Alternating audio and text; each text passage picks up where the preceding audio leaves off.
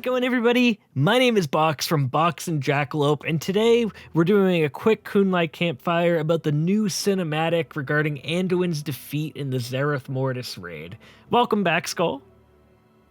Yo, yo, yo. Hey, everybody. It's your buddy Skull. So, I just want to start this off by saying, I have not been the biggest fan of Shadowlands. I really liked the lore before Shadowlands, and like many people, I kind of fell off of it. But what I will say is this scene really reminded me of old times and why I like the storyline. And I think there's stuff, right, that could have been added to add a little more depth to it. But I think what we got here was beautiful in so many ways, from the music to the camera shots to the actual characters that were present there. It was very, very cool. So I kind of want to do this podcast and take it in the segment of characters and what we thought of certain things. So Skull, starting off with how they handled Anduin, what do you think about that? I think that Anduin was handled fine. I don't think it focuses too much on him, but it also focuses enough on him. I feel like it focuses on him when the moments are right. So at the start, you obviously have Kingsmorn being wielded and used to annihilate his friends and himself along with it. Basically a kamikaze to himself and everyone around him. And you have him, it's his pain, it's focusing on him challenging the sword, challenging Zovol with the aid of his two dads, Saurfang and Varian. Best part, by the way. Best part of the whole thing. Literally the best part. I think everyone can agree on that, for the most part.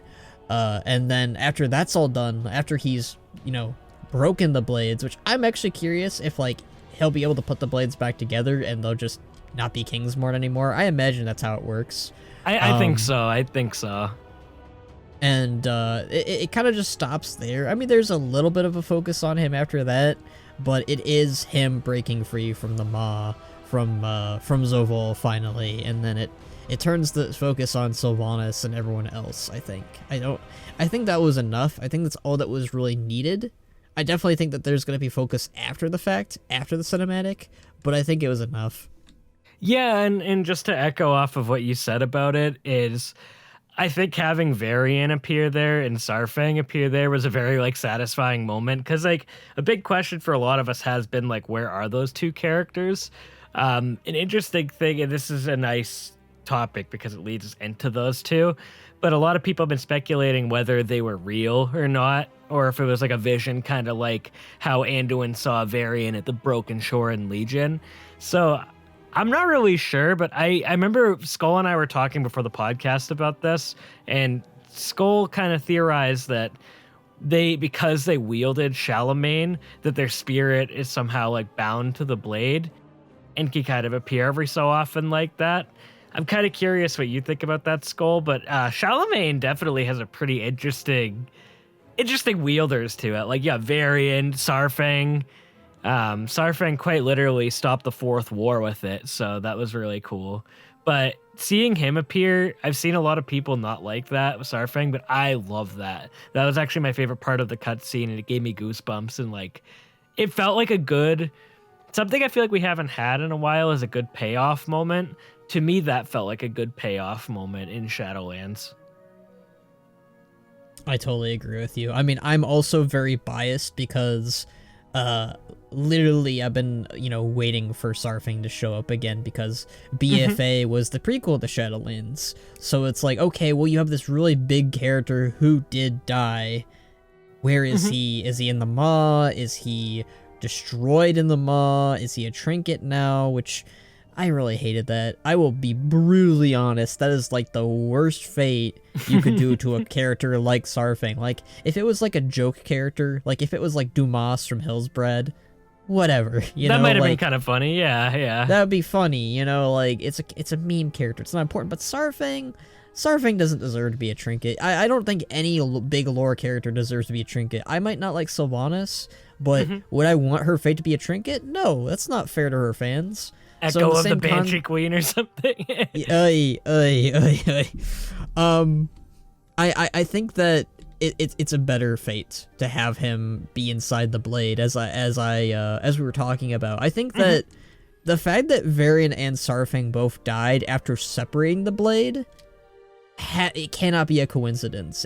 There has to be some level of something in there. It'd be kind of cool if like Charlemagne is more than what we realize it is.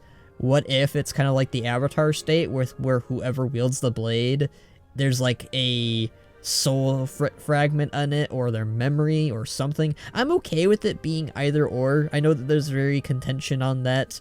As long as they get to live on the blade somehow, I like that. I kind of do hope that like they're not. I think the biggest fear we all kind of have for Sarfang and Varian is that their souls were destroyed, and I don't think that's a nice fate for either of them. They're fan favorites, like. Right. I understand like the okay, well they did this really cool thing, and there's consequences for that cool thing, and that's death. But I don't think their second consequence should be, oh, well, you're sent to the Maw, and your soul is ripped apart and made into a weapon, or you're made into an unnamed Mossworn, or something like that, or Varian becoming fuel for the Fel. I think that those are both really bad fates for both characters. And I think them living on in the blade is way cooler. And I also, I kind of hope we get more lore on that, because it'd be really cool to like hear about, oh, well, these, because the Charlemagne used to belong to the Highborn. So I think it'd be really cool if we get more lore on that and be like, oh, well, there's Highborn in there too. Like there's an unnamed character that we don't know about. Ooh, and they're just in there. Yeah. I like that from like ancient Azeroth or something. Because we don't know about the blade itself, and it was Onyxia that actually made the blade, I think, one blade rather than two blades. I could be wrong about that, and it could always have had that function, but I'm pretty sure, because what's interesting is that Onyxia used a spell that splintered Varian into two different people, and who do we know recently who has different souls right now? Sylvanas. So it's kind of interesting that we kind of have that with the blade. So like, in a way, by Anduin splintering the blade, he became two different people. So like, the blade was originally whole. It had Arthas and Anduin. And then after the fact, he broke the blade and the two became split. It's no longer Anduin and Arthas sharing a body to inhabit with a Zovol controlling them. It's they're free. Both of them are free from Zovol. And obviously, you know, in the cinematic, Arthas is just a blob of soul mush, and Anduin is himself. So I kind of feel like that's what they were going for. Maybe it makes sense to me, at least, because that's how the sword functioned in the Varian comics. So and you can also see one of the things I noted after watching it 80 times is Sarfang and Varian have this like the same tint, the same color that the weird glow on both blades do.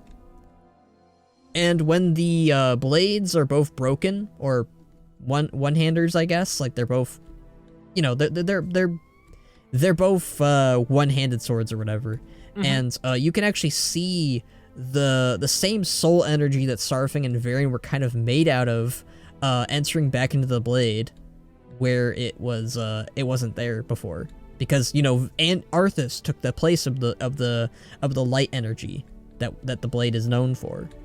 So I never actually noticed that. That's really cool. I honestly think that that's Sarfang and Varian in both blades. And what I think is really cool for both blades too is symbolically one blade is blue and the other is red. And my god, I never noticed that actually. So and that's really weird, because like so many times the art has been depicted that like they're both orange. But this is the first time I think that we've seen in game that one is blue and one is red.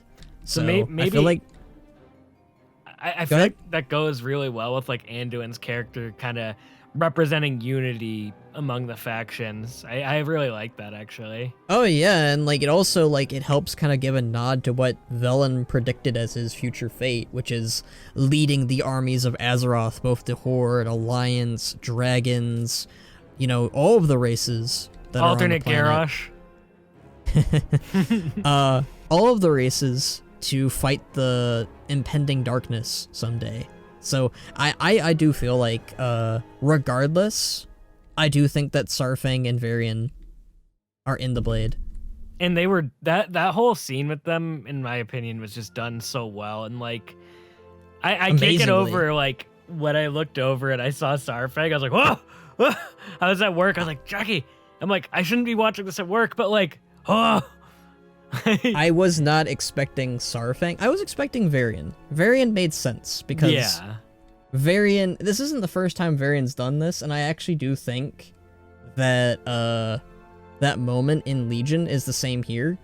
I know that a lot of people think that was just a memory that was kind of encouraging Anduin, and that was Anduin like kind of like looking into himself and found his father. I don't think that was that. I really don't.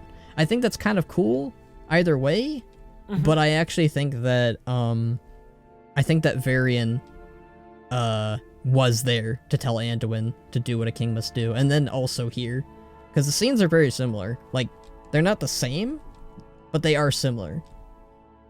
But I was not expecting Sarfang at all in the scene. I thought it was Arthas at first. Same. I thought it was either going to be like Arthas or someone else that was close to Anduin. But, like Tiffin? Yeah, exactly. Because I know a lot of people were saying it should have been Tiffin, but I think Sarfang worked fine there. And so I'm very biased, but Sarfang worked way better than Tiffin. I like Tiffin, but like, I feel like it would have been better if Tiffin would have worked out better if there was build up to her. Like, if we knew what her character was like, we saw her in Shadowlands, stuff like that. But I think Sarfang worked out better. That's why I think it worked out better.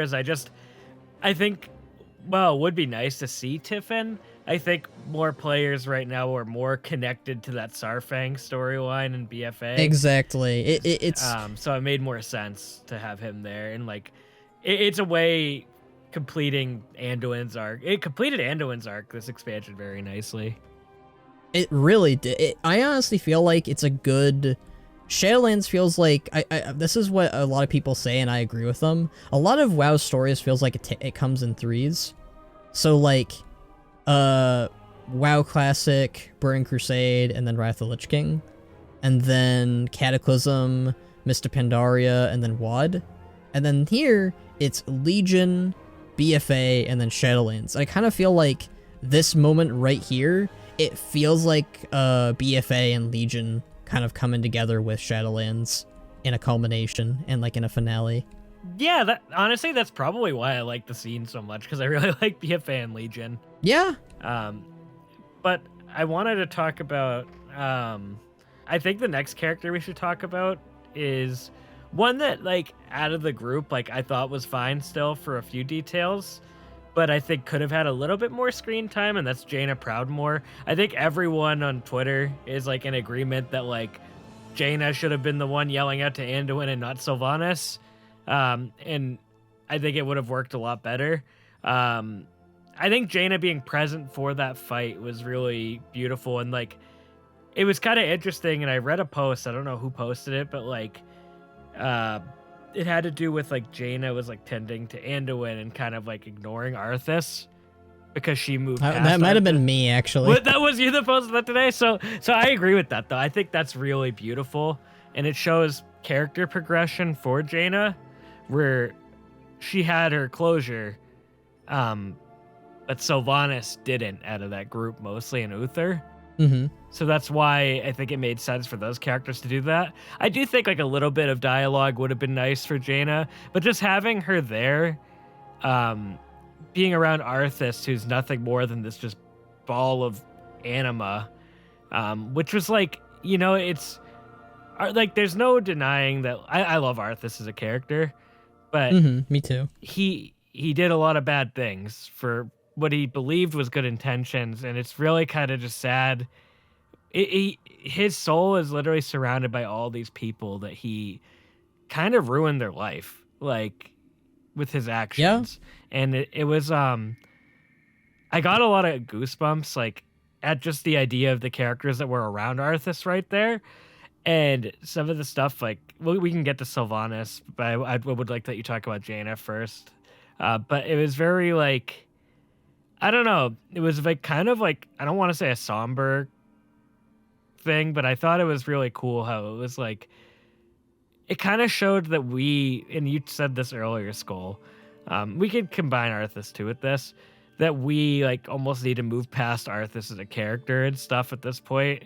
Because I think his story, and everyone in the WoW community is in agreement, ended fine in Wrath. Like I think they handled him very well here too. If we're gonna talk about Arthas as well, I really think they handled him well, in contrast to a character like Garrosh, where Arthas, I feel like this was a big moment in the story that made sense in Shadowlands, where you could argue the Garrosh scene added like nothing to the overall story of Shadowlands, and he should have had a different role.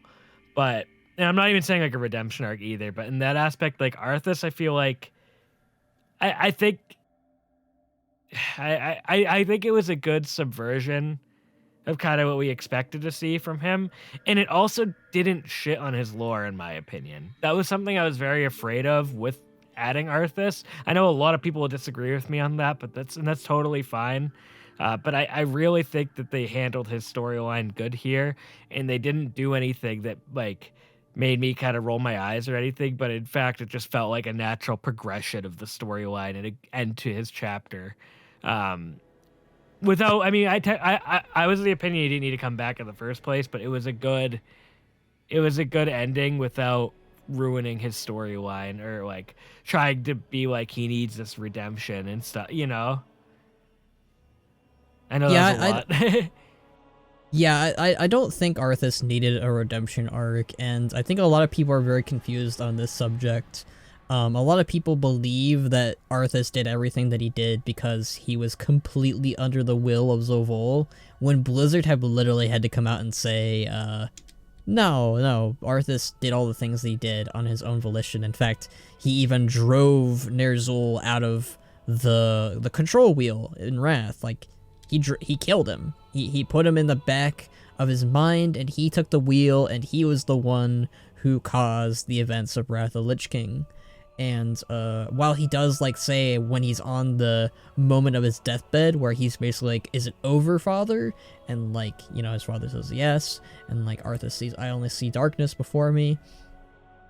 I do think that there's a moment there where like, yes, Zovol was kind of like sort of warping his mind, but we gotta remember like the sword was consuming Arthas's soul, the Lich King, the Helm of the Lich King, also it's kind of like a bridge for Zovol to cross across and you know, manipulate Arthas in a way, but like not totally manipulate him. It's more like small whispers, little nudges here and there, this and that. Kind of like how Yogg-Saron whispered to him too. Yeah, and like if you play Warcraft 3, the sword does do its work where it like basically makes him emotionless. Like it basically like, I feel no pity, I feel no remorse for the things I've done. He feels nothing basically, and in a very similar fashion, he's very much what like the Forsaken are or Death Knights are, where emotions are very difficult for them to understand again. Right. They're in a very different world basically, but like. Again, a lot of people are they're very confused about this notion where, yeah, Arthas didn't do everything on his command or whatever, but like he still did it. So like, I don't think Arthas deserved redemption arc per se, but I think his whole story is tragic in its own sense because he did everything up to this point for his people. It wasn't like for selfish reasons. It was to protect his kingdom and stop a demon, which, you know, that consumed him. And he was already, like, on the warpath. Like, he was already on the downfall even before he got the blade. Like, he killed those mercenaries, he destroyed Stratholme in a very malicious, not like, well, it wasn't intended to be malicious, but like, he could have done a lot of other things before it, but there was not that much time to think on it. But, like, Arthas was already pretty bad, is the thing. Right. Like, was he, like, the worst? Was he, like, terribly evil before he got the blade? No, but, like, becoming the Lich King and becoming a Death Knight definitely made the guy even worse. And I think it's very frustrating to see people think that, oh, well, Zoval's the one who made Arthas do those things. He's a good guy. Like, no. No. That doesn't mean you should say Arthas did nothing wrong. He did a lot of wrongs even before he got the blade. That's the problem. Yeah, Arthas is a great character, and like I'm not gonna lie, it was emotional kind of seeing him like that after everything, and like just being around the characters. Like I kind of want to tie this into Uther and Sylvanas, but like I think Sylvanas' speech about Arthas and the closure that she got with him was so needed for her character. Oh, yes. So, not talking about the rest of the stuff Sylvanas has done, the stuff that we haven't liked. I just want to talk about where she's at right now. Like her storyline has been just a roller coaster. But I actually really liked this moment between her and Arthas. And I love Patty's voice acting for her in this cutscene. That was, like, beautiful. Stole the show. I feel like her and, like, the WoW cast have always have really good voice acting. They really do. As much as I rag on about Sylvanas a lot, and my issues with her character over the years, Shadowlands has been a little bit stronger than BFA and Legion, in my opinion, in some areas. But, like, I do think the voice acting she's always done has been really good and phenomenal. I got goosebumps at that scene where she's like, "Be gone, Arthas Meneth." Like, I can't do it like she did it, but you know what I mean? Yeah, it was like the way she delivered those lines. Like, it's so... And, like, just to get, like, to Uther as well, it's interesting where like Sylvanas is kind of getting the chance Arthas didn't get, I guess. Not that I exactly think she deserves this after all the stuff she did, souls aside, but like it is interesting to see her at least going on some sort of atonement storyline. And I think Sylvanas is gonna go on ice after this for a while, which is like, I'm fine with that. I think a lot of the community is fine with that. But she was pretty cool in this cutscene, and I do like her new model. I think her new model looks cool. The scene kind of reminded me of what I used to like about Sylvanas before, like her BFA arc. Yeah, it does kind of remind me a little bit of that. It's weird, like, I was getting used to her Sylvanas Shadowlands model finally. So, like, this happened with Thrall, too, and also Anduin. Like, whenever a character gets a new model, like, I slowly am getting used to that model, and then it's like, oh, here's a new one. And I'm like, oh, I kind of like the older one a little bit better. The only exception is the Thrall one from BFA. Like, I like the Shadowlands one way more. I think it's just because it looks more Thrall than anything else I've seen for a while. Just Doomplate is just Thrall's look. Sylvanas, it's gonna take some time for me to get used to it. I think it's the changing her eyes is the main thing that bothers me. I don't know about blue. I think blue is a weird eye color for her. I like the... I've seen a lot of people suggest purple. I like that a lot better than blue, I think. Red would have been nice to keep, I think. Like, it would have been... I don't know. I think purple would have been the best choice because it would have been like, oh, well, blue and red equals purple. All right, I have an idea. Let's just give her 3D glasses. That would look pretty good for Sylvanas. Let's just give her a blindfold and some wings. I honestly, like, Sylvanas is such a hard character to talk about because, like, it's hard, right? Because, like, there's people like you and me, Skull, before where, like, we were very for them just, like, kind of getting rid of her. But then you have to ask yourself, it's like, she has a lot of fans and is such an iconic character. But, so it's like, I guess, like, I feel like the storyline they're doing works where, like, it sounds like it's going to be a slow burn redemption where they can bring her back, like Illidan. Not redemption, atonement. Atonement, where yes. she'll never probably be able to get over the stuff that she did. But, like, she'll probably be back at some point. She won't be executed for it, which is I think that's a very rare thing in WoW to Yeah. do. This is, I think, the first time a character, maybe, oh, Garrosh is the only one I can kind of think of that comes to this, but like Sylvanas has like committed like genocide, warfare, chemical weapons, like necromancy, which is why it doesn't really work for me story wise for her. Yeah, right. I think that I always said this. The only way a redemption arc, or in this case an atonement arc for Sylvanas, would work is if she would regret her actions. And she does now, which is what helps her in this situation. I think the problem is it should have happened way sooner. Yeah, it's like if they didn't have her do Teldrassil, this could have worked a lot better. That's the problem. Teldrassil is like what's like kind of, I think, made it feel really like awkward. I honestly feel like this is where things get really complicated, and this is where I think things should have gone. I think that since you have this whole domination magic stuff and Zovol, I feel like instead of Teldrassil being a moment that Sylvanas does, I feel like Zovol should have forced her to do it. And that could have been a good like way of handling it, and like obviously the characters wouldn't see it that way, and only she would be able to see it that way. And I guess I don't know, like maybe like Nathanos and Sarfang took note of it, and like Sarfang like questions her on it, and like she tries to say something but Zovol shuts her up. I don't know, like I don't know how you could handle that, because there's a lot of allegories there that could be red flags. The problem is, what I think is like her character, like her destination is like, I get what they were trying to do. It was just the build up to it just did not work at all. Like here's something that I see a lot of people like the complicated part about orcs and Sarfang is I see a lot of people always bring up, oh well, Sarfang murdered children on Draenor, and I always have to bring up, well, he did that when under the will of the Legion.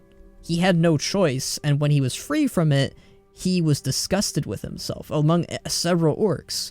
So like, it's one of those situations where I feel like, okay, well, Sylvanas had no control of her actions then, that it would have worked. But because she did, and because she even defends the actions in Shattered Legacy, and like one part of her soul thinks, oh, Sylvanas, why would you do this? You're terrible. And the other's like, we had to do it to free ourselves from death.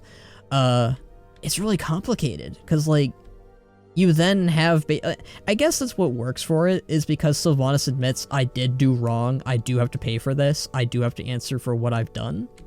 That makes it work a little bit better. But it's just harder to swallow, because like you're just kind of letting her get away with the stuff that she did too. It's not like you're letting her get away with it, but like I feel like all of us kind of know she's not gonna die for this. Like, yeah. And I feel like that's okay, but not okay. Like, it's like, it just kind of seems like the victims aren't getting what, like, if Sylvanas wasn't a beloved character, if she was just some new character, I guarantee you, mostly everyone would be like, all right, kill her. And like, everyone would be okay with it. But it's the fact that she has this backlog of, you know, fans, of people liking her. I used to be a fan of Sylvanas, for crying out loud. It makes it complicated, because like, and it's weird, because like, I even still like Sylvanas to a pretty me too. Like, she's an interesting character. It's just like, she's complicated. She's grown on me in Shadowlands, while in BFA I hated her guts, which I think that was very intended back then, back when a certain writer was in charge of her, and I won't focus too much on that, but fuck him, by the way. I do think that Sylvanas is very complicated, and I think I like the direction they're going with her, and I do know what they're gonna do with her, probably, but talking about the other characters, because I really didn't get to, I think that both Jaina and Uther already kind of had their moments with Arthas. Jaina during Battle for Azeroth, and also in the Shadowmourne questline, and then Uther in the Shadowmoon questline as well, but also throughout the entirety of Shadowlands, they've kind of been focusing on Uther feeling really scummy and feeling like shit for Right. putting Arthas in this predicament in the first place. I feel like Sylvanas was the perfect character to focus on. I feel like I would have liked more dialogue with Jaina and Uther. Like, I feel like if the cinematic was like 50 seconds longer, we could have had that, but I think it's just like time and budget, sadly, is the thing. Right. I think, I mean, overall, like, and I know you're not saying this either, but I think it was like the length is pretty good. And like, I do think like centering, gosh, me saying this of all people, I think centering on Sylvanas and Anduin was perfectly fine for this cutscene. Yes. I think it was very well written, actually. Well, again, not the build up. The cutscene was well written. The cutscene was cool. It was interesting. Like, it's amazing, Skull. We actually, I think, covered a lot of like what I wanted to, like, in 30 minutes, because it is just a short cutscene. But I would like to kind of end the podcast with like what you like. What was your favorite part of the cutscene? I could start with mine if you'd like, or you could start with yours. I had a few more things to say, but all I was gonna say was I wish that Bane was in the cinematic. Oh man, I feel like good. Bane is Anduin's best friend, and the guy's in the raid too. It's another one of these situations. I swear, it's the same thing as Sanctimus Domination with us and Garrosh. I just really wish that Bane, Anduin's best buddy, best pal, was present for this one too. He doesn't even need to say anything. Just let him react. Just let him have facial movements and maybe say a few things about Anduin. Like, have him next to Jaina, like, comforting him. That been my biggest issue with like Shadowlands lore, to be honest, is like just characters not being there where they should be, like Nazgûl and Thrall with Garrosh or Bane with this one. Like, that's I think that's a pretty good summary of that. Like, I think that's all I really wanted to say before we wrap things up with what we really liked. But yeah. If I'll start with mine, Skull, I really like the choice of characters that they used here. I know I said that earlier, but like Uther, Jaina, and Sylvanas, and Anduin, obviously, I think that was so cool. And it makes sense because they were all affected by Arthas the most. I like that they didn't really change anything to cheapen Arthas's storyline, because that was actually my biggest fear with Shadowlands. I didn't want to see anything about Arthas because I didn't want his storyline to get ruined or changed, because out of a lot of arcs in WoW, very much like Garrosh's arc in WoD, it actually ended pretty good. And it left room for a lot of discussion. So that was really good. I really like the camera shots in this. I can't say enough good things about the cinematic team. I think I mentioned this earlier, but I don't know if they did this on purpose or if it was just like the toner in the area. But I swear some of the color toner in the cutscene was like made to look like the Fall of the Lich King cinematic. I'll have to look at it afterwards, but it was a nice touch regardless. The music score with Invincible, Lament of the Highborn, the pizza song, you know. The pizza song? How can you forget the pizza song? Like Sarfang's theme and Anduin's theme. Good stuff. All around, so far, this has been like my favorite like Terran Gregory cinematic in Shadowlands. I actually haven't been playing 9.2. I'm going to at some point. I've just been having more fun on BC lately. But like, they did an outstanding job on this one. And like, as somebody who's been kind of disinterested by the lore in Shadowlands, this got me a little bit excited for the Zoval cutscene next week and the 10.0 announcement, I think. And I'm happy that Sylvanas seems like she's winding down and kind of being put on ice. And I think with how difficult she is to write as a character, it's the best way they can handle this right now and please everybody, I think. But if you want to do your wrap down, Skull, and then we can end. Yeah. I honestly agree with almost everything you basically just said. The music was really good. I loved hearing Invincible again for when Arthas's... Yeah, that's basically Arthas's theme. It's such a tragic theme, and it's such a tragic fate for the character, but I think it's the perfect... I wouldn't say perfect ending, but it was probably one of the better endings you could have gotten or gave us in terms of, like... because his ending was already pretty good. Right. And then, God, the mixture of Varian's theme with Sarfang's theme.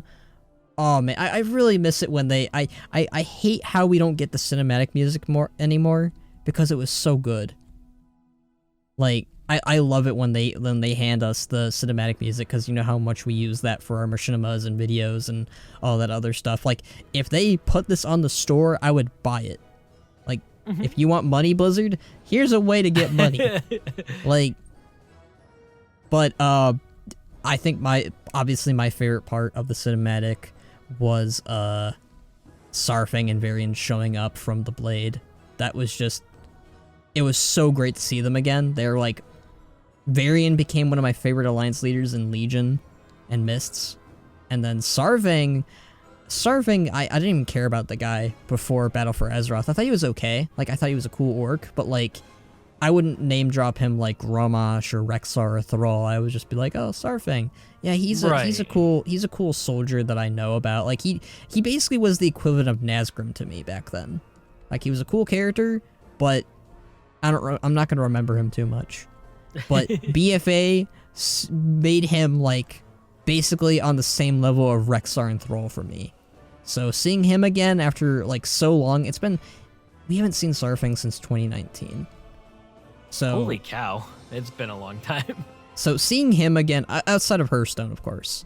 So seeing him again, it really made me feel good. And also just knowing, again, it's up for debate still, but just knowing that they're just in the Blade, as Sarfang and Varian even tells them, like they told him, we are here even now for you, Anduin, that makes me think that they are in the Blade. And that makes me think that they're always with him. And that's the wholesomeness that I need. I think that Shadowlands has been very, at times, very, like, nihilist with what happens to souls. Right. So, like, having Sarfang and Varian kind of, like, be like, nope, we're not in the afterlife. We're sticking with Anduin. We're sticking by him. We're helping him out. We're getting him out of this mess. And them always being with him on his side just sounds cool to me.